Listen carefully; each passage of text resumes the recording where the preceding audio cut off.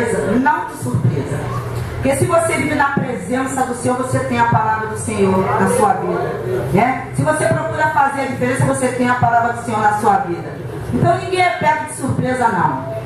Porque e se Jesus voltasse? Se Jesus voltar agora, será que nós vamos ou será que nós vamos ficar? Então nós temos que ter certeza e convicção da nossa salvação. Amém? Louvado seja o nome do Senhor. E ardeu no meu coração uma palavra, e eu jogava para um lado, jogava para o outro, e eu falava assim, ó, aqui, mas aqui não, mas aqui sim, aqui não, mas quem fala é o Espírito Santo de Deus, né? Então que a vontade do Senhor prevaleça nesse lugar, e que eu seja apenas um canal de Deus para que a igreja possa receber a porção lavando açúcar, que cada um venha nessa noite para abraçar do Senhor, amém? Louvado seja o nome do Senhor. Eu gostaria que os irmãos abrissem as vossas Bíblias em Abacuque 1. Louvado seja o nome do Senhor. A Júlia mandou a mensagem para mim, falando sobre o tema da campanha. Primeiro eu perguntei a ela, disse, olha, o tema é livre. E quando eu cheguei em casa, a abençoada estava lá no WhatsApp, o tema da campanha. A providência de Deus em meio à crise. E eu falei, Senhor, preciso tanto de uma provisão tua. Como eu preciso de uma provisão tua, Senhor. E eu sei que todo mundo que se conta aqui precisa de uma providência do Senhor nessa noite. Precisa de uma providência do Senhor em meio a essa crise aí que tu tem passado e essa crise que eu tenho passado. Que o Senhor tem permitido que nós venhamos passar. Amém? Louvado seja o nome do Senhor. Diz assim a palavra do Senhor em Abacuque 1. Abacuque 1, verso 2. Diz assim: até quando, Senhor, clamarei eu, e tu não me escutarás? Gritarei violência, e não salvarás. Por que razão me fazes ver a iniquidade e ver a vexação? Porque a destruição e a violência estão diante de mim. Há também que suscite a contenda e o homicídio. Por esta causa a lei se afrouxa e a sentença nunca sai, porque o ímpio cerca o justo e sai o juízo pervertido. Vede as nações e olhai, e maravilhai-vos, e admirai-vos, porque realizo em vossos dias uma obra que vos não crereis quando vos for concedida. Louvado seja o nome do Senhor. A igreja pode sentar em nome de Jesus. Eu louvo o nome do Senhor por essa passagem, por essa palavra. E em meio a essa palavra de Abacuque, o Senhor começou a trazer ao meu coração uma certa viúva que lá em 2 Reis 4, de 1 a 7, a gente vê que tinha uma viúva ali, ao qual aquela viúva tinha perdido seu esposo. E naquela ocasião, a mulher que perdia o esposo, ela perdia a provisão de sua casa. E eu pude contemplar assim com os olhos fechados. Eu falei, Senhor, essa mulher bateu um credor na sua porta, cobrando a ela a dívida que o seu esposo, que era servo do Senhor, tinha deixado.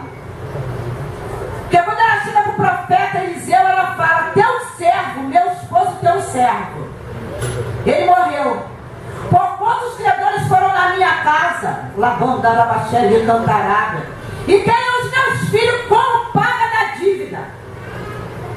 E eu queria assim que como mãe, quem é que quer perder filho? E eu me coloquei no lugar daquela mulher e falei, Senhor, eu pegava minhas filhas e fugia, mas eu não dava. E eu tenho certeza que qualquer mãe teria o mesmo pensamento que eu tive. E eu pude me colocar ontem no lugar dessa mulher quando eu estava estudando a Bíblia. E o Espírito Santo ardeu no meu coração e falou assim, olha só, a crise que essa mulher enfrentou, a crise da perda do seu marido, e a crise do marido ter deixado dívida, e a crise dela ter que dar os filhos dela como paga da dívida. Imagina como essa mulher ficou, como entrou a aflição no coração dessa mulher, o que ela iria fazer. Eu comecei a pensar nessa situação e eu falei, Senhor, quantos no dia de hoje está numa crise, pode que não seja até idêntica dessa mulher, mas está passando por uma crise de aflição, uma crise de uma situação que aos olhos naturais não tem solução Senhor. Sendo que a provisão dela não existia mais. Mas ela tinha 2 filhos. Estavam cobrando a ela os seus filhos. E eu falei, Senhor, dura a crise que essa mulher estava passando. Senhor, eu me coloco no lugar dessa mãe. E eu comecei a me lembrar de Abacuque. Quando eu li esse primeiro verso de Abacuque estava afligido, porque Judá estava passando por um processo de idolatria. O povo estava se corrompendo, o povo estava se apostatando da fé. Isso entristeceu o profeta. E ele se sentiu também nesse processo dessa crise, porque ele olhava a situação e não via Deus fazer nada. E por isso ele falava, clamarei eu a ti. Até quando, Senhor? Eu clamarei a ti e tu não me responde nada. Eu acredito que essa mulher, quando os credores chegaram na porta dela, ela também fez esse tipo de oração, começou a clamar. Porque ela não queria perder seus filhos. Ela entrou nesse processo também de clamar ao Senhor, porque ela não queria dar aquilo que era dela. E eu comecei a pensar, Senhor, tem momentos da nossa vida que se levantam situações que só tu para nos dar graça. E eu comecei a pensar na crise que o Brasil tem passado. E que muitas pessoas têm passado, como desemprego, né? Como enfermidade, como diagnóstico de uma enfermidade, que você espera um diagnóstico e quando você abre o envelope, vê um diagnóstico de uma enfermidade maligna. Eu não sei como você entrou aqui na noite desse dia, nem você sabe também como eu entrei. Mas eu tenho certeza que cada um que entrou aqui nessa noite entrou nesse processo dessa crise, na dependência do Senhor. E o que me chama a atenção também a respeito dessa mulher foi a obediência dela. Muitas das vezes nós deixamos de ver o agir de Deus na nossa vida, porque nós queremos fazer da nossa maneira. Nós queremos dar uma ajudinha ao Senhor quando o nosso Deus não precisa da minha ajuda nem da tua. Lavando a subnasce e cantarada. Aquela mulher, quando chegou até o profeta, ela colocou a situação dela diante do profeta. E o profeta simplesmente olhou para ele e falou: o que tu tem dentro da tua casa? Aleluia. Labão da caia. E ela falou: olha, a única coisa que eu tenho é um pouquinho na súbia de azeite, nada mais eu tenho. Aleluia. E o profeta virou para ela e falou assim: olha, pede vasilha aos teus vizinhos. Lastou minha raça. Foi uma loucura aquilo. Pede vasilha, o que tem a ver uma coisa com a outra? Mas o Senhor, Ele trabalha assim com as coisas loucas mesmo. Mas aquela mulher, ela não olhou para aquilo que o Senhor falou, que o profeta falou. Ela imediatamente chamou o filho saiu e foi procurar vasilha em toda a vizinhança. Uma situação também que me chamou a atenção em meio a essa mensagem aqui, sabe qual foi? Foi que nós temos que saber ser bons vizinhos. O Senhor falou comigo isso ontem. Como é que tem sido o teu testemunho aonde que tu mora? Porque Deus pode usar um vizinho teu para te abençoar, lavando a súbia. O Senhor começou a arder no meu coração e falou: filha, quantas pessoas às vezes passam pela crise, passam pela aflição, passam pela necessidade, encavernados porque não tem comunhão com ninguém na Sérvia, na Gandacaia. Não olha, passa, porque tem muitos crentes que passam pelo lado do seu vizinho, não dá um bom dia e uma boa tarde. E não abre a boca e fala assim: só dá a paz quem tem paz. Então eu não vou dar paz para quem não tem paz.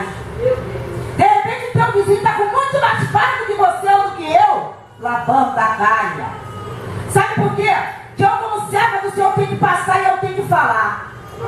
Porque eu não sei o que o Senhor preparou para mim lá na frente. Qual é a crise que eu vou enfrentar? Eu não sei qual é a crise que eu vou enfrentar.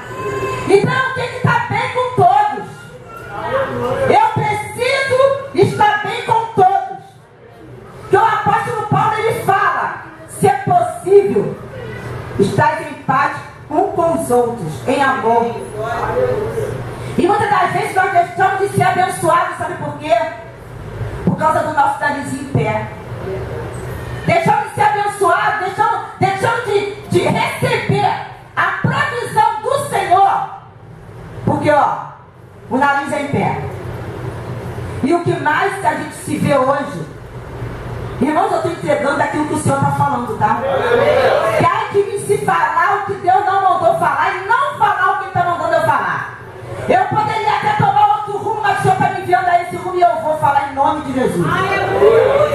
E eu comecei a pensar, eu falei, Senhor, verdadeiramente, às vezes nós impedimos o Teu agir na nossa vida por causa da nossa postura de servo e serva do Senhor, que não nos colocamos diante dos nossos vizinhos. Aí uma pergunta fica no ar. Recebe quem quer. Eu recebo. Aleluia. Eu recebo porque quando a gente lê a palavra de Deus, que o Espírito começa a falar, a espada começa a cortar na gente. O que está sendo mencionado aqui não é para vocês, não. Primeiro é para mim. Eu tenho que tomar uma posição. Se porventura eu tenho passado e eu tenho dado a paz do Senhor, ou um bom dia, ou boa tarde, ou boa noite, ou um oi, para a minha vizinhança, eu estou errada. Que eu que tenho que fazer a diferença. Eu não posso impedir do Senhor entrar com a provisão na minha vida, na minha crise. Ou melhor, eu impeço o Senhor de entrar com a provisão na minha vida e na minha crise. Aí eu quero questionar com o Senhor: Senhor, até quando na Subianderé da Gácia? Porque a gente vê que o profeta, lá em Abacuque 3, ele já se reconcilia. Ele já pensa de outra forma. Ele já pensa de outra forma, sabe por quê? Porque Deus é onisciente, onipotente, onipotente, Ele conhece a tua necessidade, a tua dificuldade. Então você não precisa acreditar não, porque Ele não é surdo. Ele não é surdo. A palavra dele diz: buscar-me-ei e me acharei. Quando me buscar de todo o vosso coração. Ele sonda o teu coração e sonda o meu coração. Ainda que tu não abra a tua boca para expressar palavras alguma, o Senhor já sabe o que tu precisa. O Senhor já conhece as tuas necessidades, conhece a minha necessidade. Então a gente não precisa estar gritando aos quatro ventos, porque o Senhor não é surdo. Basta tão somente tu confiar. Lá em Coríntios fala: aquilo que o olho não viu, ouvidos não ouviu. É isso. É isso aí mesmo. Que aos teus olhos, é isso aí mesmo que Deus preparou para mim e para você. Então não limite o poder de Deus em meio a essa crise que tu está passando. Não tem necessidade de limitar esse poder de Deus. Porque Ele é Deus de provisão. Ele foi o Deus daquela viúva que diz a palavra que ela pegou os vasos foram chegando em sua casa, e na proporção que ela virava o vaso, Labão da Caia, que continha um pouquinho de azeite, os vasos eram enchidos. Acabaram acabaram os vasos, e ele fala: procura mais vasos. E ela fala: Senhor, acabou. Os vizinhos, Jesus, os vizinhos todos enviaram vasos para aquela mulher. Porque eu creio assim como ela falou: meu marido, teu servo, morreu. Era uma família que era o servo do Senhor. Era uma família que dava bom. Era uma família que dava bom testemunho com a vizinhança. Na Gácia. Então, quando chegou o tempo da crise dessa mulher, Labão da Caia, o Senhor sondou o coração daquela mulher e enviou um profeta: vai lá, Labão da Caia. E ela chegou diante do profeta e ela falou a situação que ela estava vivendo. Ela apenas relatou ao profeta a situação que ela estava vivendo. Imediatamente, o Senhor orientou o profeta para que ela pegasse vasos. Mas como pegar vasos? O que ele vai fazer? O que ele vai fazer? Ele está mandando pegar todos os vasos. Mas é porque o milagre do Senhor tinha chegado na casa daquela mulher. Lá dentro da súbia. E na noite decidiu o milagre de Deus chegar na tua casa também, na Gácia. Mas basta tão somente fazer uma retrospectiva de ti mesmo. Eu fazer uma retrospectiva de mim. Não é fazer uma retrospectiva da Júlia, da Cecília, não. É fazer uma retrospectiva de mim. Porque às vezes a gente observa tanto o nosso irmão, né? Observa tanto o irmão que está do nosso lado. Mas será que aquilo que você está julgando tanto o teu irmão não é onde você... Não é onde você tem que se consertar? Para que tu possa parar de gritar e falar: Senhor, até quando eu vou ficar nessa prova, Labácia? Até quando, Senhor, eu vou ficar nessa prova? Eu não tenho culpa da tua luta, nem você tem culpa da minha. Você tem culpa da tua prova e eu tenho culpa da minha. E Deus não tem culpa da nossa prova, não. Porque Deus não quer que ninguém sofra. O Senhor, Ele não quer que ninguém sofra. Ele quer ver os filhos deles alegres, porque senão Ele não abençoava ninguém. Ele deixava todo mundo no vento. Mas sabe por que Ele permite a crise na nossa vida? Para que nós possamos entender que nós temos uma força que nem nós conhecemos. Lá dentro da carne. Aleluia! Nós temos uma força que nem nós conhecemos. Porque quando a crise vem, quando a luta se aproxima de nós, a primeira coisa que nós fazemos é murmurar. Labácia. E ainda coloca na conta de Deus: eu vou para a tua casa todo dia, Senhor. Eu dobro meu joelho ali naquela consagração toda quarta-feira. Toda sexta-feira eu estou lá orando, Senhor. Eu esqueço dos meus problemas para abraçar o problema dos outros. Deus sabe. Tu não precisa trazer a memória de Deus o que tu faz, não, porque Ele sabe. Labácia. Aí porque tu está enfrentando a crise, tu começa a questionar com Deus a tua obra. Só que não é pelas obras que tu vai para o céu, não, na Gácia. É pela tua obediência. E essa mulher, ela foi obediente. Ela não olhou para a circunstância. Ela não olhou para uma coisa que aparentemente parecia loucura. Ela simplesmente obedeceu. E difícil para nós hoje em dia, sabe o que é? É obedecer. E o povo de Deus adora dizer: eu estou na posição. Ninguém está na posição, não. Sabe por que não está? Porque se nós estivéssemos na posição 100%, vocês já tínhamos arrebatado, para que nós não nos contaminássemos mais, porque a terra já de maligno, o mundo já de maligno. O pecado está aqui na Gácia. O bom para cá não está aqui no mundo. Enquanto nós estivermos dispensando os nossos lares, estamos aqui botando nosso joelho no chão e clamando, buscando, é porque estamos precisando ser curados de algo, da gastrobinácia, porque aqui é um hospital, é uma UTI, um CTI, é um pronto-socorro, é uma emergência na Gácia. Então não pense que porque todo dia eu estou no culto, eu sento ali no terceiro banco, eu adoro a banda subnácia cantarábia, eu choro diante da presença do Senhor. Então, Senhor, quando a luta vier, tu tem a obrigação de me... Não tem, não. Ele não tem obrigação nenhuma de nos abençoar. Nós temos obrigação de obedecer. Mas Ele não tem obrigação de nos abençoar. Porque a nossa bênção já é o ar que nós respiramos, já é o fôlego de vida que Ele nos deu. Labácia.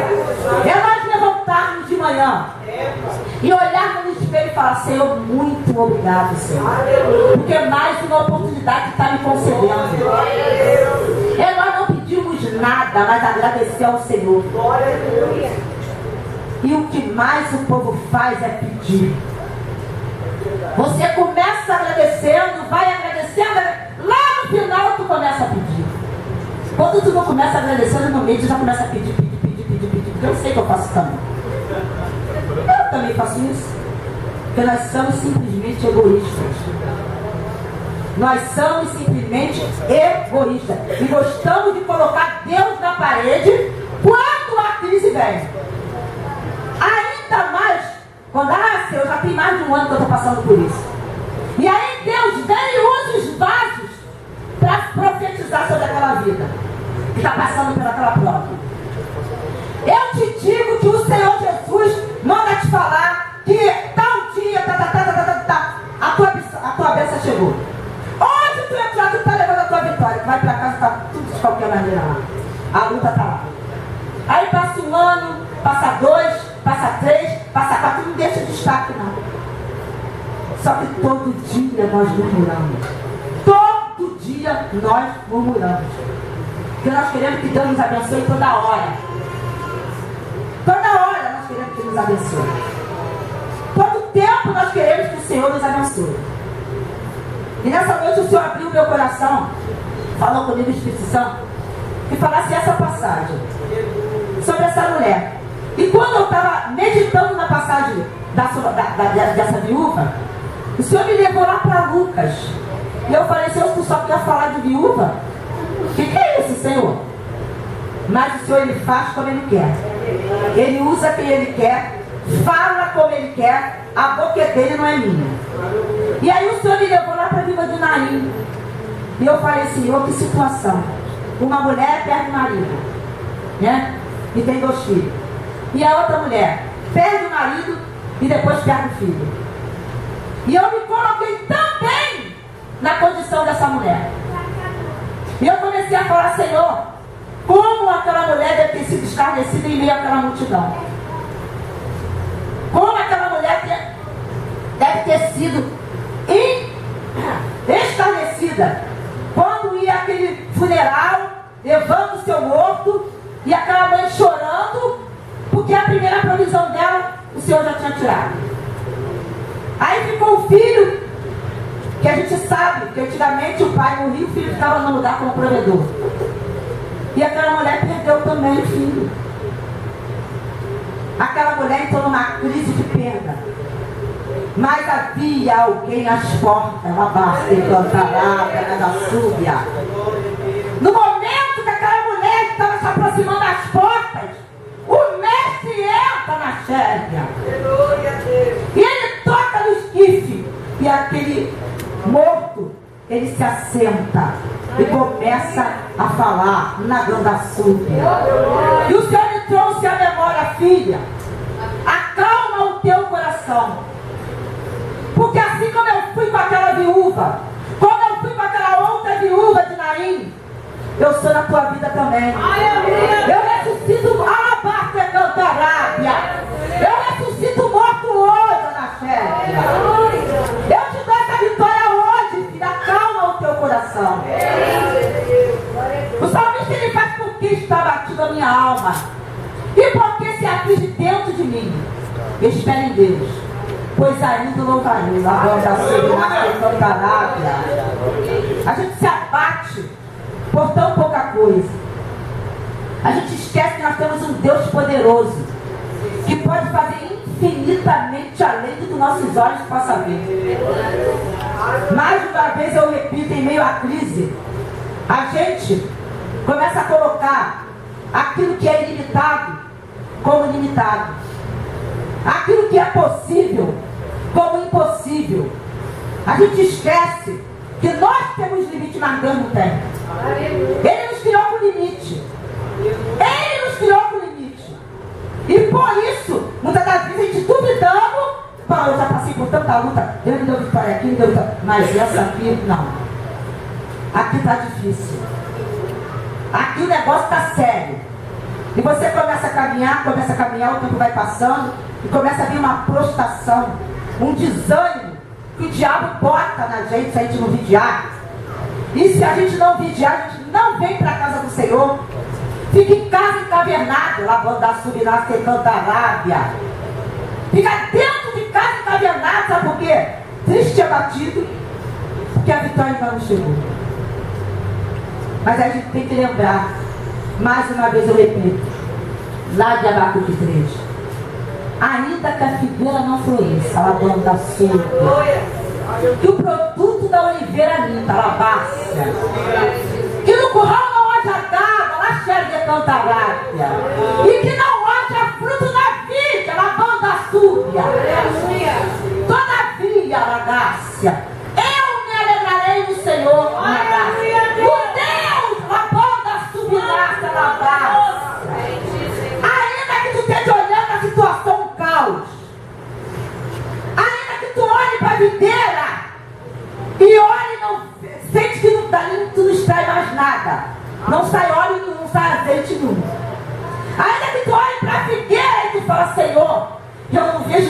alabanda súbia. Eu não vejo nenhum brotinho, Senhor. Eu não estou vendo. Senhor, o que está acontecendo? Ainda que tu olha se o pasto esteja sem lugar, na ganda subinácia.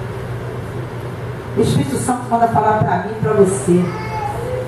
Ainda assim, ainda que tu esteja vendo as coisas de mal a pior, cada dia piorando, eu venho, eu volto, tá pior, eu volto, tá pior.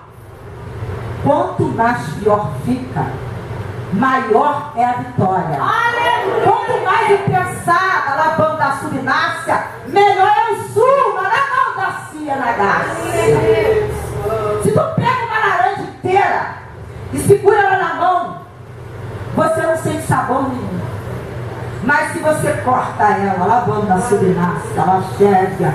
Quando você espreme na ganda cai e canta na bachega, você vai tomar um suco delicioso. Mas se você ficar com ela só segurando na mão, você não vai extrair nada dela. E assim é Deus em nós. Ele permite a crise, Ele permite a prova, Ele permite a luta para tirar algo, lavando a subinácia e cantarábia de nós, para tirar algo de mim e de você, para extrair o óleo que muitas das vezes a gente sente tão sentada, já tão ressecado, estamos louvando o Senhor, mas parece que a adoração não passa do meio, por causa de tanta luta, por causa de tanta prova. Mas o nosso Deus é fiel e poderoso para nessa noite falar para mim e para você que essa crise aí vai passar. Ela já passou. Lavando a filha. Começa a olhar ela com olhos de luz. Que a Bíblia diz: se tu olhar com olhar de luz, todo o teu corpo é luz. Mas se tu olha com olhar de trevas, tu só vai ver trevas. Então começa a olhar a situação com outros olhos. Se eu estou vendo assim, mas com o olhar espiritual, se eu já posso ver assim além. Lá banda subinácia e cantarábia. Começa a fazer projetos para a tua vitória. Amém. O Senhor colocou no meu coração. Aleluia. O Senhor colocou no meu coração. Faça uma carta, filha. E eu fiz essa carta. Essa carta tem somente 5 anos. Vai fazer 5 anos. Todo dia que eu pego uma Bíblia que eu tenho lá em casa, que eu deixo lá dentro, eu falo: ai, Jesus. E eu boto ela dobrada de novo. Mas eu sei tudo que tem escrito ali. Só que aquela cartinha, que já tem quase 5 anos, muita coisa ali já aconteceu na minha vida. Ela achou, vai cantarábia. Subinácia. Muita coisa naquela carta já se cumpriu na minha vida e na vida do meu filho. Mas ela está lá. Sabe por quê? Porque eu só vou ler a carta aqui em cima do altar quando a última promessa do Senhor se cumprir na minha vida. Lavando a